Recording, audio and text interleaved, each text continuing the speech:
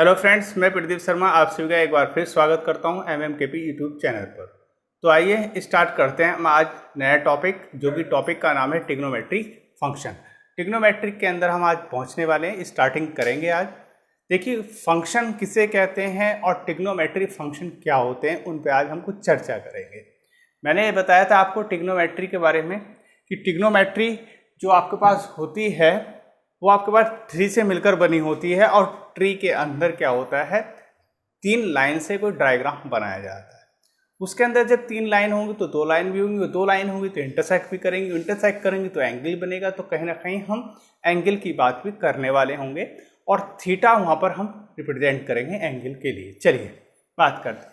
जैसे हमने एक XY प्लेन के अंदर क्या लिया, एक सर्किल बनाया, और एक सर्किल ऐसे बनाया जिसका सेंटर हमने क्या रखा, 0 0 की बात करी। ठीक, एक्स एक्सेस वाई एक्सेस ये सब रिप्रेजेंट किए, और हमने कोई एक पॉइंट ले लिया P, जो कि आपके पास पैरामीटर पे ले लिया। वो आपके पास है पैरामीटर, हमने P ले लिया। P लेने के बाद उस पर हमने पॉइंट की बात करी, और पॉइंट आपके पास है एक्स एक्सेस पे चली गई डिस्टेंस आपके पास A, वाई एक्सेस पे चली गई डिस्टेंस आपके पास B, तो कोऑर्डिनेट आपके पास P पॉइंट के A, B बन जाता है। ठीक, रही बात आपके पास इस सर्किल की रेडियस की, वो रेडियस आपके पास क्या है, वो आपके पास है 1 यूनिट के लिए। सारी चीज़ें हैं। अब इसी पे हम बात करते हैं, कोऑर्डिनेट की भी बात करेंगे। यहाँ पर आपके पास A पॉइंट नाम दे दिया, इसे B दे दिया, इसे C दे दिया, और इसे हमने D नाम दे दिया। चलिए, अगर हम बात कर लें कि हमारे पास जो पॉइंट P है वो एक पैरामीटर पे है, और पैरामीटर पे उस P पॉइंट के जो कोऑर्डिनेट हैं वो हमारे पास है A, B क्या हो गए, कोऑर्डिनेट हमारे पास हो गए। ठीक है, चलिए ओके। चलिए अब हम बात करेंगे कि हमारे पास पॉइंट तो हो गए A, B। A आपके पास एक्स एक्सेस पे चली गई दूरी है, B आपके पास वाई एक्सेस पे चली गई दूरी है। इसका नाम M दे दिया, और इसका नाम हमने N दे दिया। क्लियर? रही बात आप इसके कोऑर्डिनेट की, A का जो कोऑर्डिनेट होगा वो आपके पास होंगे, कितना हो गया ये कंप्लीट, अगर मैं बात करूं तो 1 यूनिट है, 1 ही होगा। क्लियर? ये हो जाएगा 1, 0 0 क्यों आएगा, वाई एक्सेस पे 0, ये हो जाएगा 1, 0। P पॉइंट के कोऑर्डिनेट क्या होंगे, B पॉइंट के कोऑर्डिनेट होंगे। जैसे आप ऊपर पहुंचे तो ये क्या, वाई एक्सेस x क्या होगा, 0 0, 1 0, 1। इसी तरीके से C पॉइंट पे जैसे हम पहुंचे तो C पॉइंट के कोऑर्डिनेट होंगे, x एक्सेस किस में आ गया, नेगेटिव साइड में, तो ये बन जाएंगे हमारे पास -1, 0, -1, 0। इसी तरीके से D पॉइंट के कोऑर्डिनेट हमारे पास हैं, क्या होंगे, वाई एक्सेस पे है तो आपके पास बनेगा 0, -1। क्लियर? 0, -1। सारे पॉइंट हमने लिखे, उसके कोऑर्डिनेट हमने लिखे।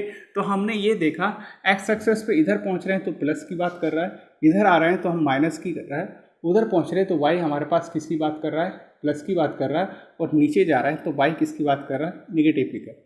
यहाँ एक्स आपके पास क्या हो गया, पॉजिटिव हो गया। इस लाइन पे बात कर रहा हूँ, इस पॉइंट की कोऑर्डिनेट की बात कर रहा हूँ। इस पॉइंट कोऑर्डिनेट के लिए हमारे पास एक्स भी पॉजिटिव और वाई भी पॉजिटिव ही हो गया। इस पॉइंट के लिए जो B पॉइंट है, इसके लिए एक्स भी पॉजिटिव और वाई भी पॉजिटिव, और इसके लिए आपके पास एक्स आपके पास कैसा है, निगेटिव है, और वाई कैसा हो गया आपके पास, पॉजिटिव। ये हमने सिर्फ ABC जो पॉइंट थे उनके कोऑर्डिनेट के नाम दे दिए। अब हमारे पास 4 क्वाड्रेंट बन रहे हैं। 4 क्वाड्रेंट में हमने एक बात करेंगे। देखिए, OAB एक क्वाड्रेंट, प्लस दूसरा क्वाड्रेंट है आपका OBC दूसरा क्वाड्रेंट, तीसरा क्वाड्रेंट है आपके पास, देखिए अगर मैं यहाँ से शुरू करूँ OCD, और फोर्थ क्वाड्रेंट है आपके पास ODA।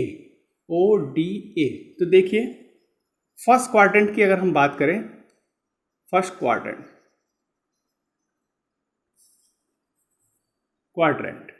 ठीक है, फर्स्ट क्वाड्रेंट की अगर हम बात करें तो क्या आएगा, ये x axis plus y axis plus, तो यहाँ प्लस प्लस होगा। आप इस लाइन से लेकर इस लाइन तक प्लस प्लस बात करोगे, मतलब जो भी आपके पास पॉइंट मिलेंगे फर्स्ट क्वाड्रेंट में वो प्लस प्लस पे काम करेंगे। तो हमारे पास फर्स्ट क्वाड्रेंट में क्या होता है, प्लस प्लस होता है। सेकंड क्वाड्रेंट में देखिए, वाई आपके पास प्लस, एक्स आपके पास कैसा है, निगेटिव है, तो हम बात करेंगे कि x निगेटिव है, y दोनों तरफ पॉजिटिव है तो पॉजिटिव बना रहेगा। चेंज क्या हुआ, आपके पास x हुआ तो x को हम कर दें निगेटिव। तो सेकंड क्वाड्रेंट में आपके पास होगा, सेकंड क्वाड्रेंट इक्वल टू होगा आपके पास माइनस और आपके पास प्लस। चलते हैं थर्ड क्वाड्रेंट की ओर। देखिए थर्ड क्वाड्रेंट में, देखिए थर्ड क्वाड्रेंट में जैसे ही हम पहुंचे तो उसमें देखिए आपके पास क्या है, एक्स एक्सिस निगेटिव या पॉजिटिव, तो क्या चेंज हुआ, एक्स तो निगेटिव आएगा, जो चेंज होगा वो आपके पास निगेटिव बनेगा। आपके पास क्या है, एक्स वाई आपके पास पॉजिटिव या वाई निगेटिव, तो दोनों चेंज हो रहे हैं, तो ये क्या आ गया निगेटिव, तो निगेटिव निगेटिव आपके पास बनेगा। क्लियर। फोर्थ क्वाड्रेंट में पहुंचते हैं। फोर्थ क्वाड्रेंट में देखिए जैसे हम फोर्थ क्वाड्रेंट में पहुंचे तो हमने देखा कि x आपके पास पॉजिटिव, x आपके पास पॉजिटिव, तो x आपके पास पॉजिटिव, y आपके पास निगेटिव, y आपके पास पॉजिटिव, चेंज कौन हुआ y तो निगेटिव, तो क्या बनेगा ये। इस तरीके से हम कोऑर्डिनेट के ये एक्स वाई जो आपके पास पॉजिटिव है निगेटिव है, x की वैल्यू y की वैल्यू क्या रहेगी वो हम वैल्यू निकाल लेते। अगर हम पूछे कि भैया x एक्सेस और y एक्सेस पे, तो हम सिंपल्स कहेंगे x एक्सेस पे वो आपके पास होगी प्लस प्लस, y एक्सेस पे देखिए y एक्सेस पे, अगर y एक्सेस पे बात करें तो क्या होंगे, होंगे आपके पास प्लस प्लस, और अगर हमसे कहें कि x डैश एक्सेस पे मतलब x की लेफ्ट वाली साइड पे, तो कोऑर्डिनेट क्या हो, मतलब पेयर के अंदर क्या आएगा माइनस और प्लस। कैसे कि अगर हमसे कहें इस लाइन पे पॉइंट की वैल्यू क्या होगी, एक x निगेटिव होगा और y पॉजिटिव, y डैश पे क्या होगा, वो आपके पास होगा x आपके पास पॉजिटिव और y आपके पास निगेटिव। तो ये सारे के सारे पॉजिटिव निगेटिव कोऑर्डिनेट इस तरीके से रिप्रेजेंट किए जाते हैं।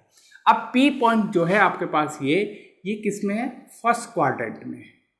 क्यों है फर्स्ट क्वाड्रेंट में, क्योंकि आप पहचान गए होंगे ए बी पॉजिटिव बी भी पॉजिटिव है, तो दोनों पॉजिटिव पॉजिटिव हैं कहाँ पर, फर्स्ट क्वाड्रेंट में। तो हमें ये पता चल गया हम किस क्वाड्रेंट में पी पॉइंट को लेके आ गए, फर्स्ट क्वाड्रेंट में पी पॉइंट के साथ काम कर रहे हैं। चल ये सारी चीजें आपको क्लियर हो गई होंगी। अब आगे की बात करते हैं। देखिए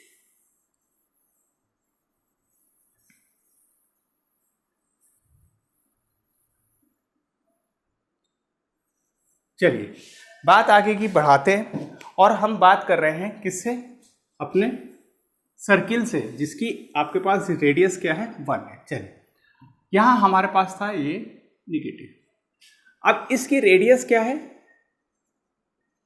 रेडियस हमारे पास होगी OB, OA, OB, OC और OD, क्या होगी 1 यूनिट होगी, जो कि हम 1 यूनिट होगी।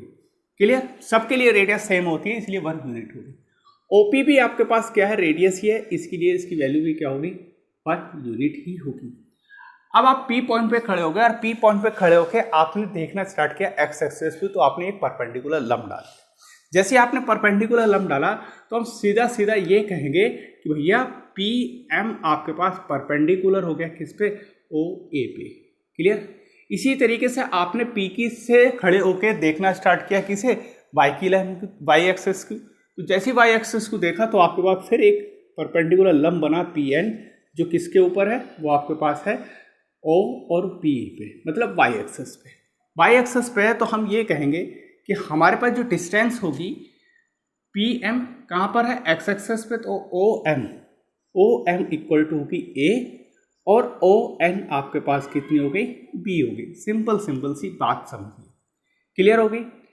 अब O और M आपके पास कितनी हो गई A, O और N आपके पास हो गई कितनी B, और ON ही हमारे पास किसके इक्वल होगी, PM के इक्वल। ये सारी चीजें क्लियर समझते रहिए। अब देखिए जब आपने OM और P आपस में मिला दिए, तो P को अगर हम डायरेक्ट O पॉइंट से मिलाएं तो एक एंगल बनता है, और वो एंगल आपके पास क्या है, थीटा। तो हमारे पास एंगल MOP कितना बनता है, थीटा बनता है। ठीक। अब हमें ये भी पता है कि PM OA पे कैसा है, परपेंडिकुलर है, OA पे परपेंडिकुलर। तो जब परपेंडिकुलर है तो हमारे पास एंगल जो बनेगा OMP कैसा होगा, 90 डिग्री होगा। जब 90 डिग्री होगा तो एक ट्रायंगल हमारे पास बन रहा है जो कि OMP है, वो क्या होगा, इज ए राइट ट्रायंगल होगा, राइट ट्रायंगल। जब राइट ट्रायंगल ऐसा बनेगा तो हम ये कहेंगे पाइथागोरस प्रमेय से, बाय पाइथागोरस थ्योरम से। पाइथागोरस थ्योरम हम ये पढ़ के आए हैं कि भैया आपके पास है OM square plus MP square आपके पास इक्वल टू किसके इक्वल होगा, PO के स्क्वायर। अब इसके अंदर आप वैल्यू रखिए, OM आपके पास कितना है A, तो A स्क्वायर प्लस MP कितना है हमारे पास B square equal to PO कितना है हमारे पास, यह है 1 का स्क्वायर अर्थात 1। तो हमने देखा हमारे पास एक वैल्यू बन गई, ये A square B square equal to 1, ये हमारे पास एक वैल्यू आ गई, अर्थात जो आइडेंटिटी 1 है उसकी A square B square equal to 1 की वैल्यू मिल जाती है। ये किससे मिली, राइट ट्रायंगल से। क्लियर। तो हमने एक एक करके चीज़ों को लिखना स्टार्ट किया और वैल्यू आ गई A square plus B square equal to 1। चलिए अब हम बात करने वाले हैं फंक्शन, कि हमारे पास जो फंक्शन होंगे वो आपके पास कैसे कैसे फंक्शन। चलिए देखिए,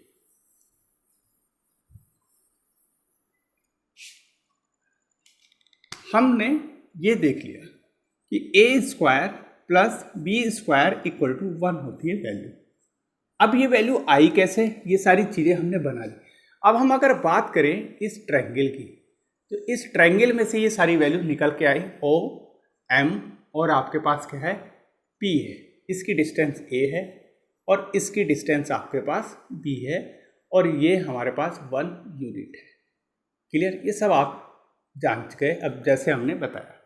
अब हम पिछली क्लासों में ये पढ़ के आए हैं कि परपेंडिकुलर, अगर हम इसकी बात करें तो ये होता है परपेंडिकुलर, और ये होता है हमारे पास किसी भी ट्रायंगल के लिए बेस, और ये होता है हमारे पास क्या, हाइपोटेनियस। ये सारी चीजें हम जानते हैं। हाइपोटेनियस, बेस और आपके पास परपेंडिकुलर है, इन तीनों में रिलेशन होता है। क्या क्या होता है, जैसे अगर हम बात करें साइन थीटा, एंगल यही लेके चल रहे हैं, साइन थीटा इक्वल टू क्या होता है, ये होता है परपेंडिकुलर डिवाइड बाई आपके पास हाइपोटेनियस। ठीक, अगर हम इसी की बात कर लें कि sine theta equal to perpendicular हमारे पास कितना है, PM है, और हमारे पास हाइपोटेनियस OP है। क्लियर, क्या PO कर दीजिए, तो हम ये कहेंगे कि हमारे पास वैल्यू जो आएगी साइन थीटा की, वो वैल्यू आएगी B अपॉन आपके पास 1, और कहने का मतलब B की वैल्यू आ गई साइन थीटा। क्लियर। चलिए इसी तरीके से आगे अगर हम बात करें, दूसरा फंक्शन बनता है cos theta. Cos theta equal to होता है बेस अपॉन आपके पास हाइपोटेनियस, जो कि हम पढ़ के आए हैं, और वैल्यू इसकी क्या क्या होगी, बेस होगा हमारे पास OM और डिवाइड बाई OP, और किसके, कोस थीटा। OM आपके पास किसके इक्वल है, A के इक्वल है, तो A अपॉन 1, तो वैल्यू आपके पास बनी A equal to cos theta. दोनों वैल्यू आपने निकाली, A की B और आपने P की भी वैल्यू फाइंड आउट कर ली। जब A की वैल्यू निकल गई, V की वैल्यू आपके पास निकल गई, दोनों वैल्यू उठाइए, और जो आपके पास वैल्यू निकली थी, या आप हम ये लिख सकते हैं, वी नो दैट, हम ये जानते हैं क्या, कि A square plus B square equal to 1 होता है। ये हम कंडीशन अभी पढ़ गए, तो इसके अंदर आप यूज कर लीजिए।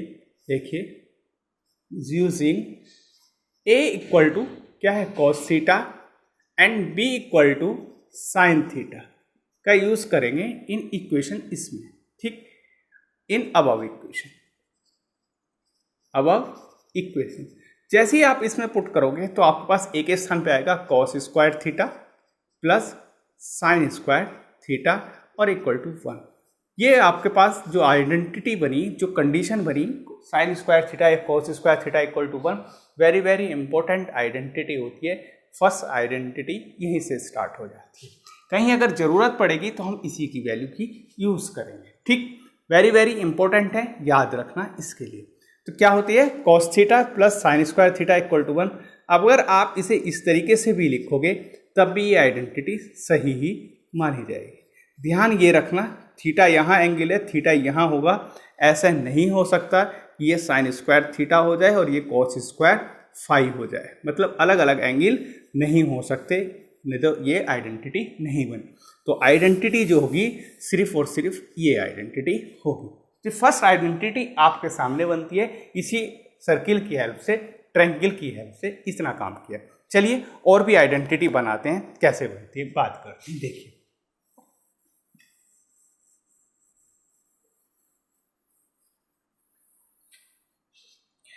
हमारे पास आइडेंटिटी बनी sine square theta plus cos square theta equal to 1। देखिए क्या थी identity, sine square theta plus cos square theta equal to आपके पास 1। ये सारी बनी। इसके अंदर अगर मैं कहूँ साइन स्क्वायर कॉमन ले लीजिए तो आपके पास कुछ ये बनता है cos square theta divide by sine square theta, और आपके पास हो जाता है 1। ये साइन इधर चला जाता है 1 के अपॉन में, तो 1 plus cot square theta equal to 1 upon sine square theta. और हम पिछली क्लासों में पढ़ के आए हैं कि कॉसेक स्क्वायर थीटा जो होता है वो 1 अपॉन साइन स्क्वायर थीटा होता है, मतलब इसे स्क्वायर भी हटा दें तो ये होता है कॉसेक थीटा बराबर 1 अपॉन साइन थीटा होता है। तो हम कह सकते हैं कि 1 अपॉन साइन थीटा कहीं भी मिलेगा तो कोस थीटा लिखेंगे, और 1 अपॉन साइन थीटा कहीं मिलेगा तो हम कोसेक स्क्वायर थीटा लिखेंगे। चलिए तो हमने लिखा 1 plus cot square theta equal to cosec square theta. अब इस कॉट को हटाइए यहाँ से और इस तरीके से लिख दीजिए, क्योंकि एक साइड में एक जैसे पद अच्छे लगते हैं। तो एक दूसरी आइडेंटिटी आपके सामने मिल के आती है कि कोसेक स्क्वायर थीटा माइनस के कॉट स्क्वायर थीटा किसके इक्वल होता है, 1 होता है। पहली आइडेंटिटी आपके पास ये, दूसरी आइडेंटिटी आपके पास ये। चलते हैं और देखते हैं कुछ दूसरी। अब फिर आप वापस उसी पे पहुंचिए अगेन। जैसे ही इसके पास गए तो हमने देखा sine square theta plus cos square theta equal to आपके पास 1 होती है। क्लियर। चलिए पहले हमने कॉमन लिया था साइन, आपके कॉस कॉमन लेके देखें। Cos square theta sine square theta divide by cos square theta plus 1 equal to आपके पास 1। जैसे आप कॉमन लेके नीचे पहुंचेगा तो बनेगा ये tan square theta plus 1 equal to 1 upon cos square theta. और हमने 12th क्लास में ये 12th में पीछे ये पढ़ के आए लास्ट क्लास में कि भैया सेक थीटा बराबर होता है 1 अपॉन कॉस थीटा, ये हम पढ़ के आए। तो हम इसके स्थान पे लिखेंगे tan square theta equal to tan square theta plus 1 equal to sec square theta. इस tan को भी सेक की तरफ लेके जाएंगे तो हम कहेंगे कि 1 equal to sec square theta minus के tan स्क्वायर थीटा। तो ये आइडेंटिटी हमें याद करने की ज़रूरत नहीं है, क्योंकि हम लोग क्या करते हैं कंफ्यूज रहते हैं कि cosec square theta minus cot square theta होगा, या sec square theta minus tan square theta में tan पॉजिटिव होगा, सेक पॉजिटिव होगा, सेक निगेटिव होगा या tan निगेटिव होगा। इसमें हम कन्फ्यूजन में रहते हैं। तो हमारे पास सिर्फ एक आइडेंटिटी याद होती है ये। अगर ये आइडेंटिटी याद है तो ये दोनों आइडेंटिटी हम इजीली बना सकते हैं। क्लियर। तो ये 3 आइडेंटिटी हमारे पास बनी। तीनों identity very very very very important हैं। ठीक, चलते हैं आगे की ओर। अब कुछ और बात करते हैं रेंज की। देखिए कैसे है।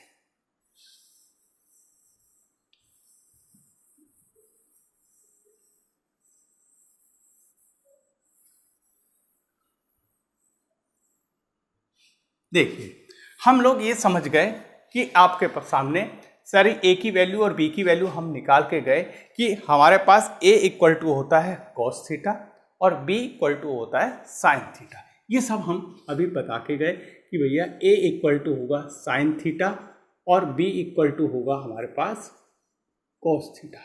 ठीक है। चलिए, या ये भी कह सकते हो एक्स एक्सिस पे हमारे पास कॉस थीटा मिला और वाई एक्सिस के लिए हमारे पास साइन थीटा की वैल्यू मिली।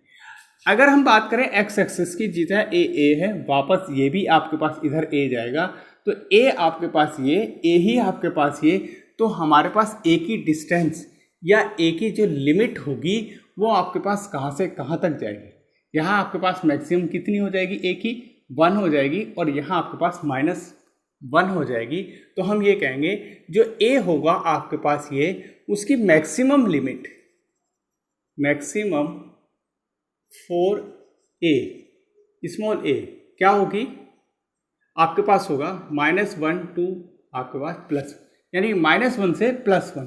तो हम कहने वाले हैं कि हमारे पास जो रेंज आने वाली है किसकी, साइन थीटा की, a बराबर साइन थीटा, तो साइन थीटा जो हमारे पास होगा वो कहाँ कहाँ होगा, -1 से या उसके इक्वल और लेस देन टू इक्वल किसके होगा, 1 के होगा। क्लियर। इसे आप इस तरीके से लिख सकते हो या इसे आप इस तरीके से भी लिख सकते हो। क्लियर। इसे हम रेंज भी कहेंगे कि भैया -1 से लेकर +1 के बीच में ये वैल्यू सारी की सारी लाई कर सकते हैं, या ये वैल्यू मैक्सिमम -1 कम से कम -1 होगा और ज़्यादा से ज़्यादा ये आपके पास 1 वैल्यू देगा। अब चलते हैं आपके सामने b के लिए। b की आपके पास वैल्यू है ये, और ये वैल्यू y एक्सेस पे रखें तो मैक्सिमम कितनी देगा 1, और मिनिमम कितनी देगा, वो माइनस है तो -1 देगा। अब 4 आपके पास क्या, मैक्सिमम फॉर b के लिए क्या होगी, -1 टू आपके पास +1। इसी तरीके से अगर हम रेंज की बात करें तो -1 less than to equal cos theta और लेस देन टू इक्वल 1, और या आप लिख सकते हो -1 लेस देन टू आपके पास b, और ये आप इस तरीके से आप बता सकते हो कि a ज़्यादा से ज़्यादा कहाँ तक पहुँच सकता है, मिनिमम आपके सामने कहाँ तक रह सकता है a।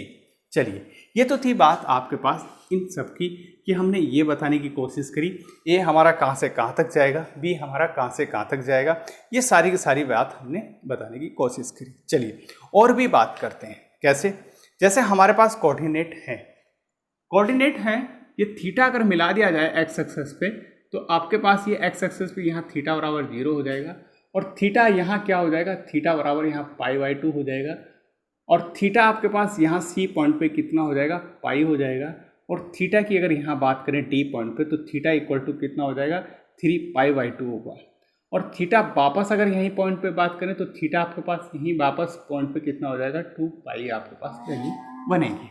तो ये सारी की सारी वैल्यू इस तरीके से बने। और वैल्यू देखते हैं, चलिए अब आपके सामने ये कोऑर्डिनेट थे, क्या क्या कोऑर्डिनेट थे, a पॉइंट पे 10, b पॉइंट पे 0, 1, c पॉइंट पे आपके पास -1, 0, और d पॉइंट पे था 0 और -1। देखिए a पॉइंट के क्या थे, वो थे आपके पास 10, b पॉइंट के क्या कोऑर्डिनेट थे, ये थे आपके पास 0, 1, और c पॉइंट के आपके पास कोऑर्डिनेट क्या थे, -1, 0, और d पॉइंट के आपके पास कोऑर्डिनेट क्या थे, d पॉइंट पे आपके पास कोऑर्डिनेट थे 0, -1। ये आपके पास कोऑर्डिनेट थे। ये कोऑर्डिनेट आए कैसे, ये भी हमें पता होना चाहिए। कैसे, देखिए अगर हम x एक्सेस की बात करें तो ये जो फर्स्ट पॉइंट है ऑर्डर पेयर में, ये सारे x एक्सेस है, ठीक। अब x एक्सेस की बात करें तो a पॉइंट पे थीटा कितना है, थीटा है 0, b पॉइंट पे थीटा कितना बन गया, π/2, c पॉइंट पे थीटा कितना हो गया हमारे पास, 2π, पाई 180 है ना, हाँ। डी पॉइंट पे थीटा कितना हो गया हमारे पास, ये हो गया हमारे पास 3π/2, और पहुंचे जैसे वापस ए पॉइंट पे तो थीटा कितना हो गया हमारे पास 2 पॉइंट। ए पॉइंट का मतलब हम वापस घूम के इस तरीके से फिर वापस इसी पॉइंट पे आ गए, तो कितना हमने एंगल बनाया 360 का, और 360 को हम कैसे लिख सकते हैं, 2π के रूप में लिख सकते हैं, ठीक है। चलिए, तो ये मैंने सारे के सारे एंगल लिखे। अब a बराबर आपके पास क्या होता है, a इक्वल टू होता है हमारे पास cos थीटा, और cos थीटा आपके पास किसकी वैल्यू देगा, वो वैल्यू देगा आपके पास x एक्सेस की।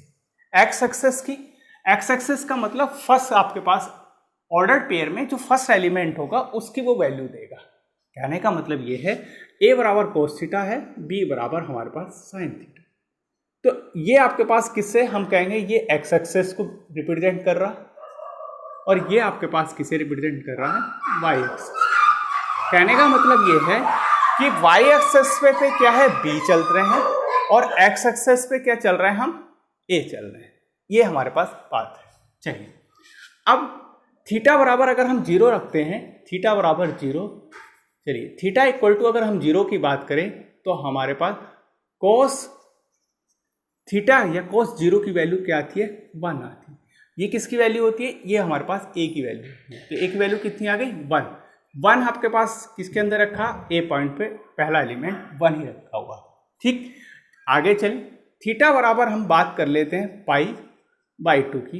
तो cos π/2 बनता है और cos π/2 की वैल्यू कितनी आती है, 0 आती है। क्लियर, ये वैल्यू आपके पास बी पॉइंट की फर्स्ट ऑर्डर पेयर के अंदर ए की वैल्यू रखी हुई। क्लियर, इसी तरीके से कुछ आगे चलते हैं। थीटा इक्वल टू हम लेते हैं पाई, तो हमारे पास कोस पाई की वैल्यू आती है -1 और थीटा इक्वल टू हम लेते हैं 3π/2 और जैसे ही थीटा इक्वल टू ये बनेगा तो आपके पास वैल्यू कितनी आएगी 0। थीटा इक्वल टू हम लेते हैं 2π, तो आपके पास cos 2π की वैल्यू बनती है आपके पास 1। इसी तरीके से हम b की वैल्यू निकालें। जब b की वैल्यू निकालेंगे, ये a की वैल्यू होगी सारी, b की वैल्यू के लिए थीटा बराबर 0, तो सामने आपके पास sin 0 की वैल्यू आपके पास 0। थीटा इक्वल टू आपके पास है π/2, तो sin π/2 की वैल्यू आपके पास बनेगी कितनी 1। थीटा इक्वल टू आपके पास है पाई, तो sin पाई की वैल्यू आपके पास आएगी 0। थीटा इक्वल टू आपके पास है 3π/2, तो sin π/2 की वैल्यू आपके पास 3π/2 क्या बनेगी, ये आपके पास बनेगी -1। ठीक है, चलिए थीटा इक्वल टू आपके पास 2π, तो वैल्यू कितनी आएगी sin 2π इक्वल टू आपके पास 0। तो हमने ये सीखा कि हमारे पास साइन के लिए जब जब आपके पास पाई आया तो वैल्यू क्या देके गया 0 देके गया, और कॉस के लिए जब जब π/2 बना तो वैल्यू क्या दी 0 दी।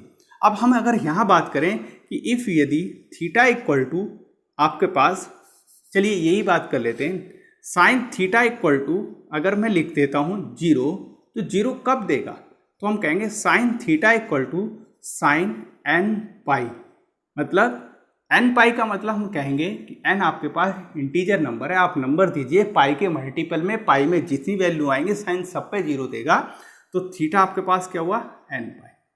इफ यदि थीटा इक्वल टू n π है, देन तब साइन n π सबके लिए क्या देगा 0 देगा, जहां पर आपके पास n क्या होगा इंटीजर का एलिमेंट। तो याद ये रखना है कि थीटा इक्वल टू n π पर साइन वैल्यू क्या देगा 0 देगा। ठीक, इसके अलावा जो भी और वैल्यू बचेंगी उन सब पे वैल्यू साइन देके जाएगा। क्लियर, अब यही काम करते हैं हम किसके लिए, कॉस के लिए। देखिए हमने क्या सीखा, जब भी π/2 शब्द आएगा, एंगल बनेगा, तो कॉस क्या देगा 0 देगा। देखिए तो हम कह सकते हैं कॉस थीटा इक्वल टू 0 और कॉस थीटा इक्वल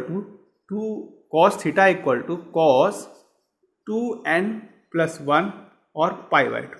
अब n क्या होगा, ये भी इंटीजर होगा, नंबर देके देख लिए, 0 रखोगे तो 1 π/2 बनेगा, 1 रखोगे तो 2 और एक 1 3π/2 बनेगा। मतलब आप जब भी π/2 शब्द आया एंगल का तो वो आपके पास 0 देगा। तो हमारे पास थीटा कितना बना 2n+1 और π/2। तो थीटा इक्वल टू आपके पास 2n π/2 पे क्या मिलने वाला है, कॉस सारी की सारी वैल्यू 2n+1 π/2 0 बने। तो क्या चीज़ याद रखनी है, कॉस के लिए theta equal to 2n+1 π/2 0 value देगा और साइन के लिए theta equal to n π 0 value देगा। ये दोनों वैल्यू हमें यूज रखनी है और पता करना है कि इस वैल्यू पे देगा। अब आपको ये पता चल गया होगा कि 1,0 कैसे आया। देखिए a बराबर 1 ये रखा आपके पास और b बराबर 0 ये रखा आपके पास, x एक्सेस पे 1 y एक्सेस पे 1,0 बन गया। a बराबर 0 b बराबर आपके पास 1 x एक्सेस पे 0 y बराबर 1, a बराबर -1 b बराबर 0 x एक्सेस पे -1 और y एक्सेस पे 0, a बराबर 0 b बराबर -1, तो आपका x एक्सेस पे 0 और y एक्सेस पे आपके पास -1। इस तरीके से हमने सारी वैल्यू फाइंड आउट कर ली। ठीक, चलिए अब मैं इनकी रेंज और बता देता हूँ। किसकी बताता हूँ, साइन की और कॉस की, क्योंकि हम साइन कॉस की बात करें, इन्हीं की हम रेंज की भी बात करते हैं। आइए चलिए, तो हम बात करने वाले हैं इसी के साथ जोड़ते हुए रेंज की। ठीक है, रेंज क्या होती है, रेंज और रेंज बनाई कैसे जाती है, वो सारी चीज़ें हम बात करेंगे। फंक्शन हम पढ़ रहे थे, फंक्शन का मतलब होता है कि एफ सच दैट ए से लेकर बी, कि ए से लेकर बी पर आपको पहुंचना है, मतलब ए से बी पर पहुंचना। अगर हम ए भी रियल नंबर रखें, बी भी रियल नंबर रखें, तब थोड़ी आसानी सी बात है, क्योंकि हम जानते हैं रियल नंबर हमारे पास क्या होते हैं। क्लियर? ये जो आपके पास होता है इसे एफ नाम दे दिया था हमने ऑपरेटर को, ये होता है डोमेन, ये सब आप जानते हैं, और ये होता है कोडोमेन। ठीक है? और रियल नंबर में रेशनल और इरेशनल सारे नंबर रखे होते हैं, ये सब आप जानते हैं। जब बात करते हैं हम साइन थीटा की, देखिए अगर हमारे पास ये है कि एफ थीटा बराबर एक फंक्शन है साइन थीटा, तो साइन थीटा के लिए डोमेन क्या होगा और रेंज क्या होगी उसकी हम बात करने वाले हैं। देखिए डोमेन आपके पास आर है, अब आर तो है पर हमें ये पता है कि साइन थीटा इस पे वैल्यू नहीं देगा। ठीक, तो हम ये कहेंगे कि भैया डोमेन इसके लिए क्या होने वाला है, equal to R minus sine theta किस पे वैल्यू नहीं देता, एन पाई पे वैल्यू नहीं देता, तो हमने क्या निकाल दिया इसमें से, एन पाई भी इसमें से निकाल दिया। तो आपके पास सामने आर में से अगर एन पाई निकाल दें, बाकी जो भी वैल्यू बचेगी साइन थीटा अर्थात थीटा उसके लिए लाइक करेगा। कैसे, ये भी लिख सकते हैं, दैट इम्प्लाइज थीटा आपके पास बिलोंग करेगा या लाइक करेगा किसके लिए, एन पाई। बस एन पाई निकाल दीजिए, तो डोमेन क्या हो गया, R minus n pi. Clear? जहां पर एन आपके पास इंटीजर है। दूसरी बात, अब डोमेन के अंदर तो हमें पता चल गया कि हमारे पास ये डोमेन होंगे। रही बात रेंज की, तो हमने आपसे कहा था रेंज हमारे पास साइन थीटा की, साइन थीटा होता है बी बराबर साइन थीटा -1 से +1 तक जा सकती है, क्योंकि साइन थीटा -1 और +1 के बीच लाई करेगा। तो रेंज क्या हो गई, -1 और +1। क्लियर? रेंज ये हो गई और आपके पास डोमेन ये है। इसी तरीके से अगर हम f theta equal to cos theta ले लेते हैं, तब डोमेन हमारे पास होंगे, आर में से आप निकाल दीजिए 2n+1 और π/2 जो अभी हम सीख के आए। क्लियर? और रेंज क्या होगी इसकी भी रेंज हमारे पास होगी भैया -1 और +1। क्यों? क्योंकि ये आपके पास होता है ए बराबर कोस थीटा, कोस थीटा ए बराबर मैक्सिमम हो सकता है 1 और मिनिमम आपके पास -1। रेंज क्या होगी, -1 और +1। और अगर हमसे कोडोमेन पूछे तो कोडोमेन हमेशा यही होगा, कोडोमेन के अंदर रेंज देखी है। ठीक, तो आज हमने इन चीज़ों के बारे में पढ़ा, डिस्कस किया। कल इसी को आगे बढ़ाएंगे, कुछ फंक्शनों की हम रेंज देखेंगे, कुछ फंक्शनों के हम डोमेन देखेंगे। क्यों? ट्रिग्नोमेट्री फंक्शन के अंदर आज साइन थीटा कोस थीटा का ही यूज़ किया गया, इसलिए मैंने साइन थीटा की डोमेन की बात करी, साइन थीटा की रेंज की बात करी, कोस थीटा के डोमेन की बात करी, कोस थीटा के रेंज की बात करी। आज सिर्फ साइन थीटा कोस थीटा पे ही मैंने रखा, आपको दूसरे फंक्शनों में लेके नहीं गया, क्योंकि आप फिर कंफ्यूज हो जाते, फिर आप लोग याद नहीं हो पाता। ठीक, तो आज यही रोकते हैं अपने लेक्चर को। कल मिलेंगे, नए फंक्शन के साथ मिलेंगे, इनकी रेंज के साथ मिलेंगे और एक नई टेबल बनाना सीखेंगे, एंगल की टेबल कैसे बनाई जाती है। ठीक, आज के लिए इतना ही। Thank you so much.